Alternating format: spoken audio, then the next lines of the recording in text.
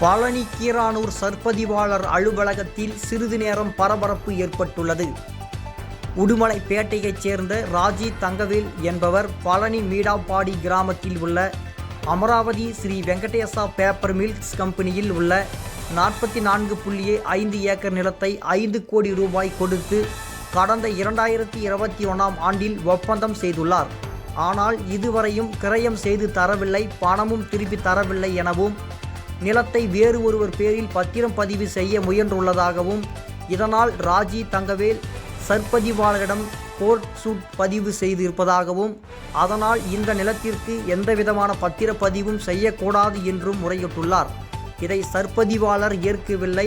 ஆனால் தற்போது வேறு ஒருவருக்கு கிரயம் செய்து கொடுக்க சர்ப்பதிவாளர் அலுவலகம் வந்ததால் வாக்குவாதம் ஏற்பட்டது. சர்ப்பதிவாளரிடம் முறையிட்டதன் பேரில் தற்காலிகமாக கிரயத்தை நிறுத்தி வைக்கப்பட்டதாகவும் தெரிவித்தார். பாதிக்கப்பட்டவர் தடங்கல் மனு பெற்று கிரயத்தை ரத்து செய்ய வேண்டுமென தெரிவித்தார். சர்ப்பதிவாளர் அலுவலகத்தில் போலீசார் குவிக்கப்பட்டிருந்த நிலையில் சிறிது நேரம் பரபரப்பு ஏற்பட்டுள்ளது. தினமடை செய்திகளுக்காக செய்தியாளர் போட்டோ கணேஷ்.